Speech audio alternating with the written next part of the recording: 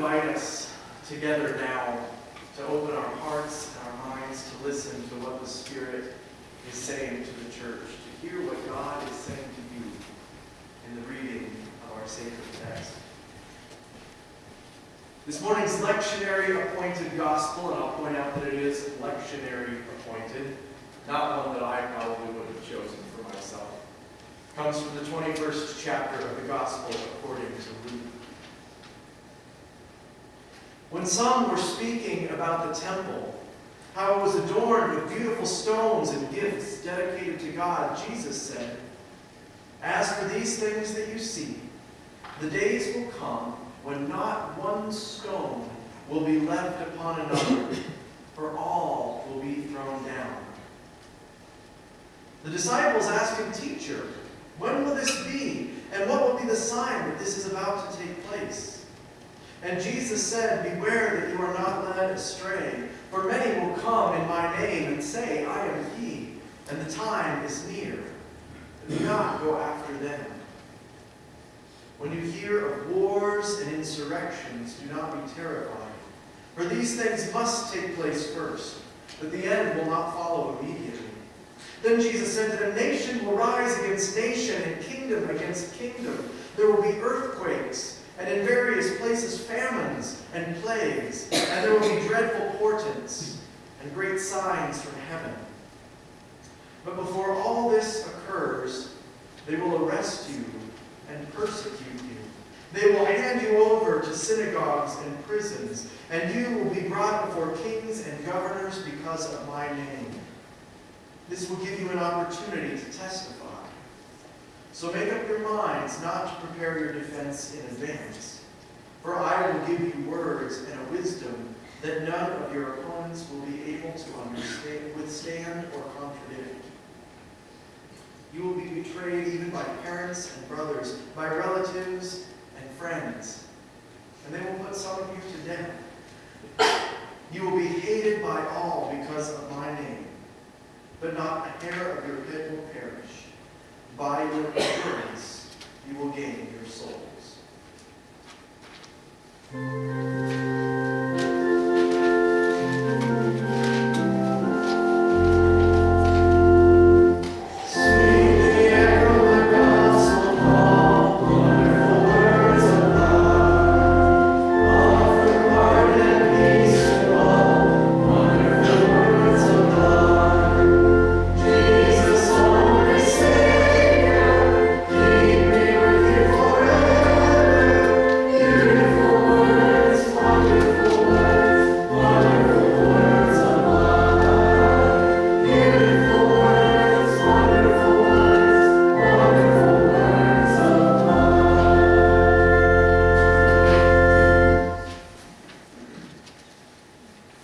Grace and peace to you all in the name of our still speaking God, who loves us just the way that we are, who loves us too much to let us stay that way forever.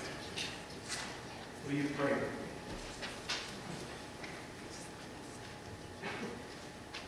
May these words of my mouth and may the meditations of all of our hearts be pleasing in your sight, O God, for it is you who is our rock and our Redeemer. Amen.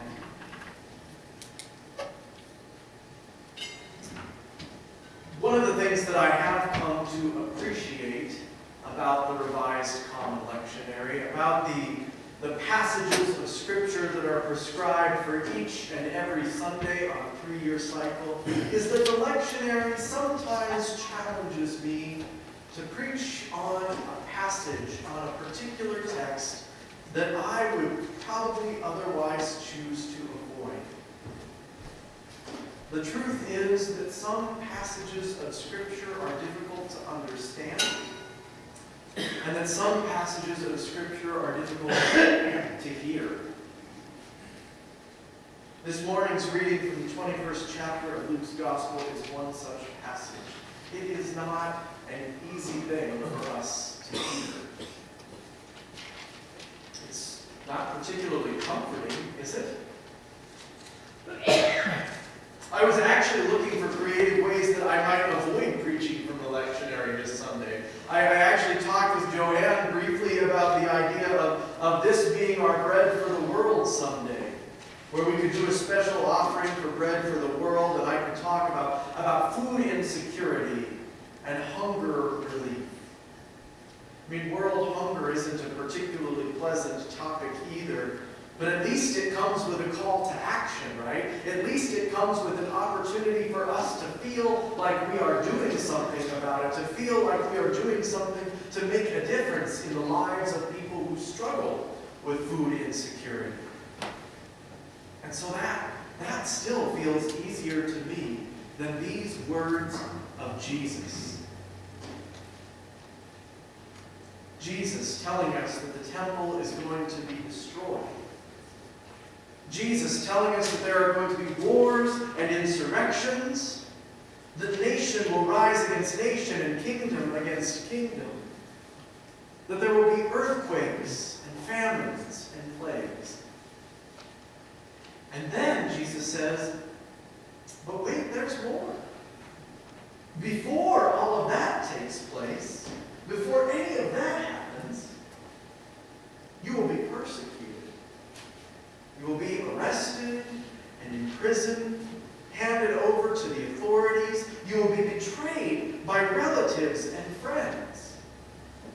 Some of you, Jesus says, will be put to death, and all of you will be hated on account of my name, he says. But don't worry about it, says Jesus, because not a hair on your head will perish, and by enduring you will gain your souls. In the classic liturgy of the Christian church, the reading of the gospel, the reading of this passage is supposed to be followed by the words, "This is the gospel of our Lord Jesus Christ," and you are also supposed to say, "Thanks be to God." Thanks be to God? Really? For this? For being told that you're going to be persecuted and arrested and maybe killed? It is hard for me to see what in this passage is good news. I struggled with this. I don't know how many times I read it trying to find an angle that I could preach this text from. I read it over and over, and I just kept getting more depressed as I did. Where's the good news? I mean, not one hair on your head will perish. That's good news, I guess, right? You'll be arrested, you'll be in prison, maybe you'll be killed, but your hair is going to look fabulous while it happens. What are we supposed to do with this? They're not just hypothetical, by the way, these words of Jesus. At the beginning of this passage, Jesus and his disciples are in Jerusalem, and they are staring up at this magnificently adorned temple and discussing its beauty. And it was beautiful, friends. It was beautiful. The stones that comprised the temple's foundation were the size of railroad boxcars. The main temple walls, the walls of the main temple itself, were made of solid marble. And the front-facing wall of the temple was plated in gold so that it would reflect the light of the rising sun. It was one of the 7 wonders of the ancient world, built in the service and celebration of God. And as the disciples are commenting on its splendor, Jesus decides to inject himself into their conversation and says that one day not one stone will be left on another, but that all will come down. Now, I am sure the disciples assumed that Jesus was just exaggerating, that maybe Jesus was just telling them another parable, as he was prone to do. It would have been difficult, I think, for them to believe that anything so splendid, so magnificent, so mighty and imposing could be utterly obliterated. And yet, just 40 years later, that is precisely what would happen. The people of Jerusalem Jerusalem, they rose up against the Roman oppressors, and in turn the Roman army laid siege to the city. They tore down the wall that surrounded Jerusalem, and then, still eager to destroy, they turned their fury on the temple, and it was entirely and completely obliterated. Jesus was right about the temple being destroyed. And if Jesus was right about the temple being destroyed, then it means that it is at least possible that Jesus might be right about the rest of it too. And that doesn't sound like good news, but it does sound plausible, doesn't it? I can believe it. It doesn't take too much of a stretch of the imagination. Even without these words of Jesus ringing in our ears, we had plenty to worry about when we walked into church this morning. Maybe it's issues of our personal health, pain and discomfort from nerves acting up, or maybe old injuries or new illnesses. Linda Walker was admitted to the emergency room yesterday. I invite you to keep her in prayer. Maybe it's matters of your personal finances that are filling you with anxiety. Living paycheck to paycheck is a pretty untenable position. And before too long, some big and unplanned expense comes along and makes your heart skip a beat as you worry about how you'll cover it. Maybe it's matters of personal relationships, fighting with friends or family or spouses, or losing loved ones to death or to dementia. Maybe for you, the anxiety that you bring with you into this sanctuary is less personal and more global. Maybe it's the rumors of economic recession on the horizon, or concerns about the planet getting hotter, or the potential for rogue nations to get their hands on a nuclear weapon, or terrorists to strike somewhere unexpectedly. Maybe the anxiety that you bring with you is the very real fear that I feel as a parent, that the site of the next school shooting might be Custer, South Dakota. Friends, there are always dreadful portents and signs in the heavens. There are always rumors of war and tragedy lurking on the horizon. There are always causes for anxiety and discomfort. This passage from the Gospel of Luke, it might not sound like good news, but is it really so much worse than the news that we hear when we turn on the radio or the television? It's one of the things that I love about the Bible, my friends. It is honest. It is a very human text, filled with very human experiences of anxiety and sorrow that human beings have known and experienced for thousands of years. As I have said before, the stories of the Bible are true, not because they happened at some point in history, but because they continue to happen today. Troublesome signs and dreadful portents, they have never been far from our minds. But if I were pressed to find the good news in this passage, and I suppose I am, heck, I suppose I'm paid to find the good news in this passage, then I would direct you to those last words of Jesus, who said, "By your endurance, you will gain your souls." I'm not sure if that's good news exactly, but I am sure that it's true. By your endurance, you will gain your souls. It's not a secret that I have been experiencing difficulties in my own personal life. You all know that after 10 years, my marriage has come to a rather abrupt and unexpected end. It hasn't been easy.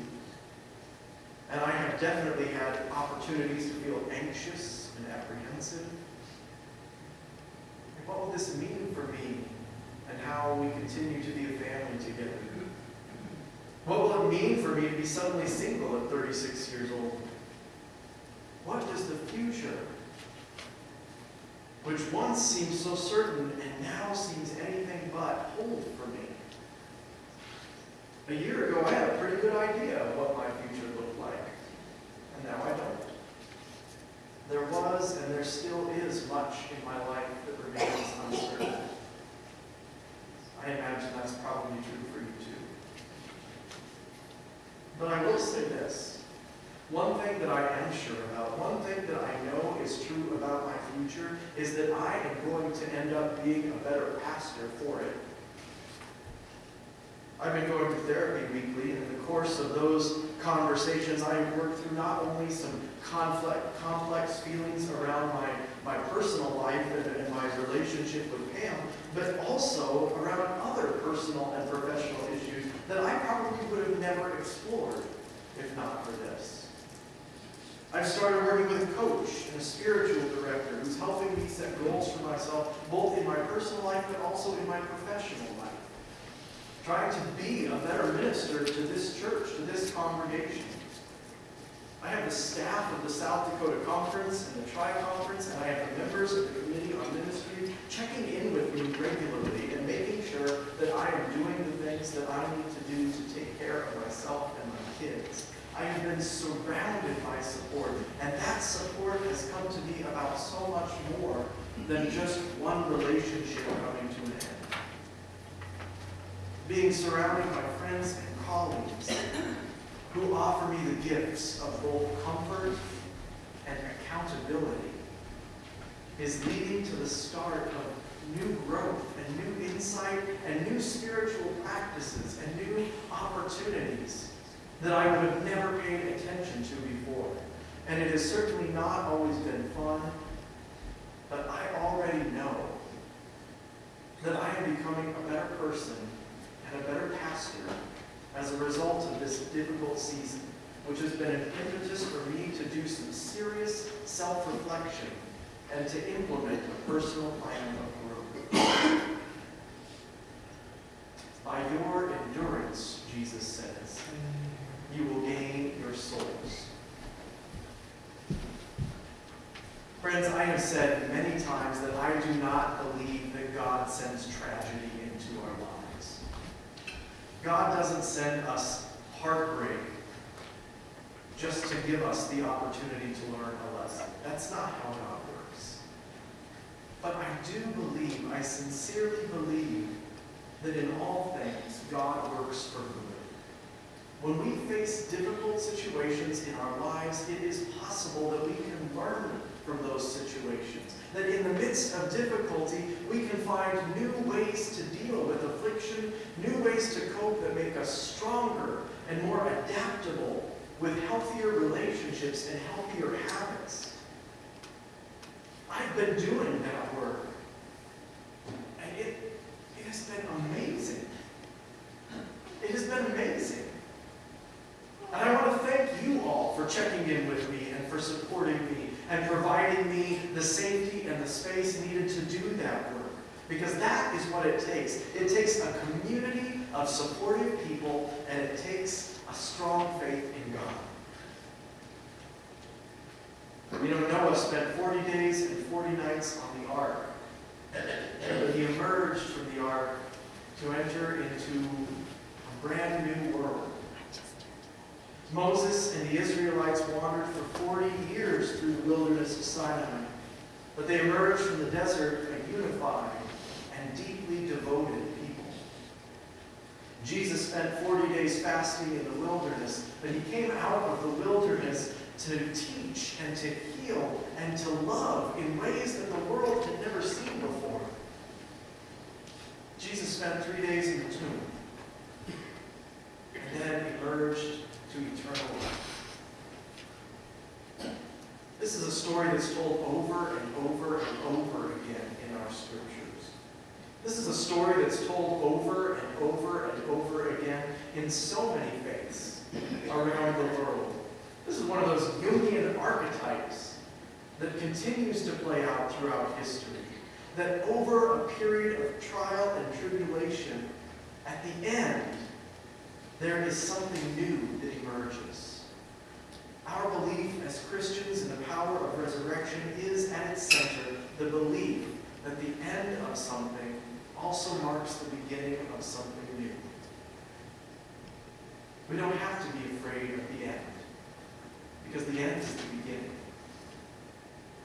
By your endurance, you will gain your souls. Okay, bring it on, world. I'm ready. I'm not sure that I'm entirely out of the wilderness yet, but I've got eyes on the promised land. And if you are in the midst of the wilderness yourself today, then I want you to look up and look out on the horizon with me. Let us not be scared. Let us be filled with hope. We will endure, and by enduring, we will gain our souls. We will endure because we are not alone. We have each other.